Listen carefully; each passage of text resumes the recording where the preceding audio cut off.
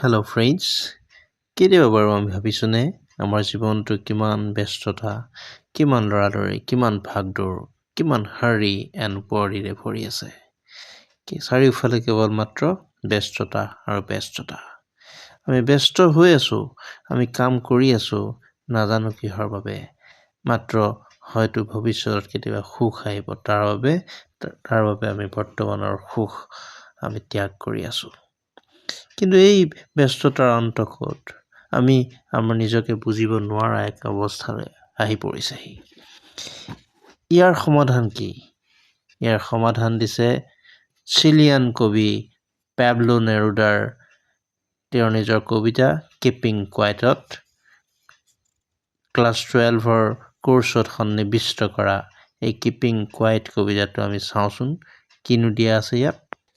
Poet Nerudai ইয়াত লিখিছে, Now we will count to 12 and we'll all keep still. এতিয়া আমি 12লৈকে কাউণ্ট কৰিম আৰু আমি সকলো লৰচৰ নকৰাকৈ আমি মনে মনে ৰৈ যাম. For once on the face of the earth, let's not speak in any language. Let's stop for 1 second and not move our arms so much. কবিয়ে কৈছে যে এবাৰৰ বাবে আহাচোন এই on the face of the earth মানে এই পৃথিৱীত এবাৰৰ বাবে আহাচোন. Let's not speak in any language. আহাচোন কোনো ভাষাতেই আমি কথা নাপাতো. যিমানবিলাক মানুহে যিমান ভাষা এই পৃথিৱীত ব্যৱহাৰ কৰে, কোনো ভাষাতে আমি 800 crore people আছো, কোনো একো কথা নকৰাকে অলপ সময়ৰ বাবে ৰওঁচোন আমি. Let's stop for 1 second and not move our arms so much. 1 ছেকেণ্ডৰ কাৰণে আমি ৰওঁচোন আহা. আমি আমাৰ বাহু, আমাৰ হাত ভৰিবিলাক বৰ বেছিকে লৰচৰ নকৰাকে থাকোচোন আহা. It would be an exotic moment. এইটো হ'ব এটা exotic moment. এটা বৰ strange, এটা unusual, এটা সাধাৰণতে নোহোৱা এটা মুহূৰ্ত হ'ব এইটো. Without rush, without engines, we'd all be together in a sudden strangeness.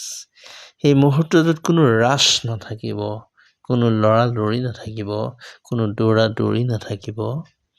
Without engines, কোনো মেচিন নচলিব. We'd all be together in a sudden strangeness. আমি সকলোৱে এটা আচৰিত, এটা হঠাৎ অহা এটা আচৰিত ভাৱ কথা এটা যেন বস্তু এটা যেন আচৰিত ভাৱ এটা যেন আমি সকলো এক হৈ যাম.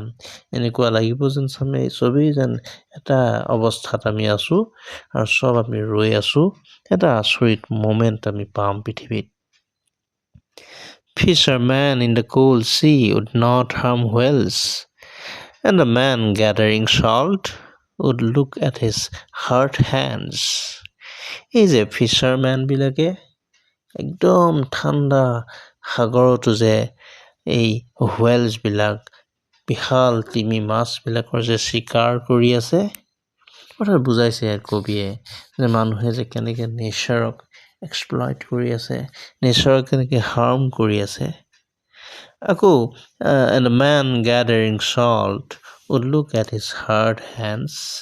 আৰু এই যে salt gather কৰি থকা মানুহজন, নিমখ সংগ্ৰহ কৰি থকা মানুহজন, তেওঁৰ হাতখনে অকণমান আঘাত পাব, তেতিয়া নিমখখনৰ ওপৰতে চুই থাকিব আৰু সেই মুহূৰ্তটো তেওঁ সময় পাব নিজৰ হাৰ্ট হোৱা, কষ্ট পোৱা, আঘাত পোৱা হাতখন চাবৰ কাৰণে. আৰু ফিচাৰমেনজনো তেতিয়া হুৱেলছবিলাকক হাৰ্ম নকৰাকৈ ৰখিব সেই মুহূৰ্তটোত. Those who prepare green wars with gas, wars with fire, victory with no survivors, would put on clean clothes and walk about with their brothers in the shade, doing nothing. আৰু সেইবিলাক মানুহ যোনে বিভিন্ন ধৰণৰ war prepare কৰি আছে, যেনে green ৱাৰৰ কথা কৈছে, অৰ্থাৎ এনভাইৰনমেণ্টত নষ্ট কৰি আছে যিবিলাক মানুহে, wars with gas, wars with fire, বিভিন্ন কেমিকেল ইউজ কৰি পেলাই যে যুদ্ধ হৈ প্ৰিপেৰেশ্যন কৰি আছে, বা বিভিন্ন ফায়াৰ আৰ্মছবিলাক বনাই আছে যিবিলাক মানুহে মানুহক মাৰিবৰ বাবে। ভিক্টৰী উইথ নো ছাৰ্ভাইভাৰ্ছ, তেওঁলোকেও জানে যে এনেকুৱা যুদ্ধ যেতিয়া হ'ব, মানুহ কিন্তু কোনোবা এটা পাৰ্টি জিকিব, কিন্তু জিকিলেও কি হ'ব, কোনো বাচি নাথাকিব। সেই মানুহবিলাক তেওঁলোকেও সেই মুহূৰ্তটোত যেতিয়ালৈকে মই 12লৈকে কাউণ্ট কৰিম, সেই কম মুহূৰ্ততেই নহওক কিয়, তেতিয়া তেওঁলোকে পৰিষ্কাৰ কাপোৰ পিন্ধি নিজৰ ব্ৰাদাৰ্ছ, আচলতে ব্ৰাদাৰ্ছে ইয়াত বুজাইছে নিজৰ ফেলো মেনৰ লগত, নিজৰ লগৰীয়া মানুহৰ লগত তেওঁলোকে খোজকাঢ়িব in the said doing nothing, ছাঁত তেওঁলোকে খোজকাঢ়িব, একো নকৰাকৈ থাকিব সেই মুহূৰ্তটোত। What I want should not be confused with total inactivity. আচলতে কবি আকৌ কৈছে, যিটো মই ইয়াত বিচাৰিছোঁ should not be confused with total inactivity. মই কিন্তু total inactivity কথা কোৱা নাই, সম্পূৰ্ণ নিষ্ক্ৰিয় হৈ যোৱাৰ কথা কোৱা নাই। এইটো বুলি কনফিউজ নহ'বা তোমালোকে। Life is what it is about. জীৱনটোনো কি? যেনেকৈ জীৱনটো আছে তেনেকুৱাই জীৱন। I want no truck with date. No truck with date means I don't have any association with date. Means what I am preaching, যিটো কথা মই কৈ আছোঁ, যিটো কৰিবলৈ I am urging all of you, you don't mix it with date. মৃত্যুৰ লগত mix নকৰিবা। মানে কবিয়ে যে আমাক ৰখিব কৈছে, বুজাব, এইটো কোৱা নাই যে আমি মৃত্যুৰ কথা যে তেওঁ কৈছে সেইটো নহয়, টোটেলি ইনএক্টিভ হৈ যোৱাৰ কথা কোৱা নাই।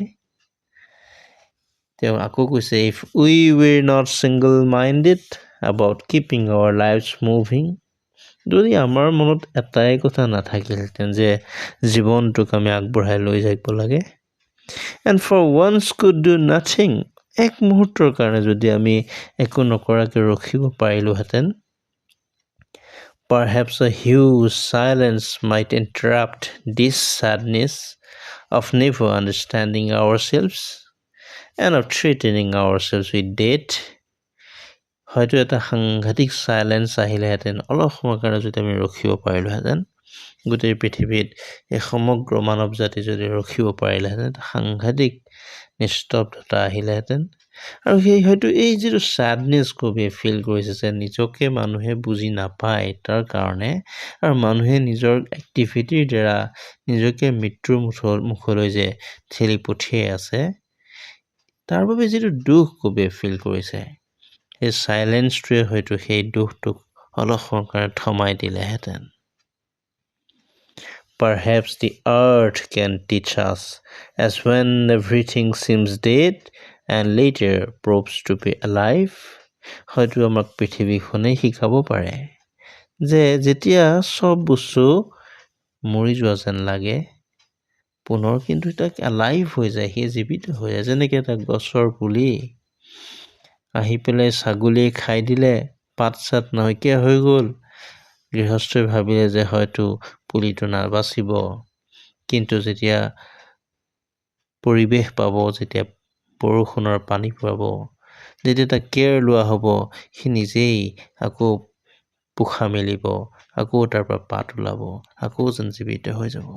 বা উইণ্টাৰ ছিজনত যেতিয়া গছৰ পাতবিলাক সৰি যায়, এনেকুৱা লাগে যেন গোটেই প্ৰকৃতি মৰি গ'ল নেকি, কিন্তু নাই, আহিব স্প্ৰিং, বসন্তকাল আহিব, আৰু তাৰপিছতে সুন্দৰভাৱে পৃথিৱীখন কুঁহিপাতেৰে ভৰি যাব, সেউজীয়া হৈ যাব। গতিকে পৃথিৱীখনো শিকাব পাৰে যে আমি অলপ সময় যদি ৰখি দিওঁ, মানে ই আমাৰ মৃত্যু নুবুজায়, ই আমাক নতুন উৎসাহেৰে পুনৰ আৰম্ভণি যে হ'ব সেইটোকহে বুজায়। কবিয়ে কৈছে আকৌ, now I will count up to 12 and you keep quiet and I will go. মই 12লৈ কাউণ্ট কৰিম, গতিকে তোমালোকে অলপ ৰ'বা, অলপ শান্তভাৱে ৰখিবা, একো নকৰাকৈ ৰখিবা, and I will go, মই গুচি যাম।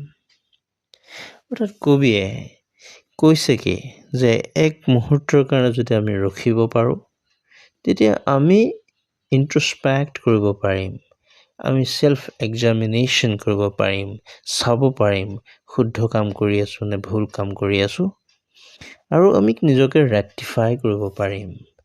অলপ সময়ৰ কাৰণে যদি আমি ৰখিব পাৰোঁ, আমাৰ হিউমেন বিংছৰ মাজত যিটো আমি যে নিজকে বুজি নাপাওঁ, আমি নিজকো বুজিব পাৰিম, আমি ফেলো মেন আমাৰ লগৰীয়া মানুহকো বুজিব পাৰিম। আণ্ডাৰষ্টেণ্ডিঙৰ এটা সুন্দৰ পৃথিৱী এখন গঢ়ি তুলিব যদি কেতিয়াবা আমি অলপ সময় ৰখিব পাৰোঁ।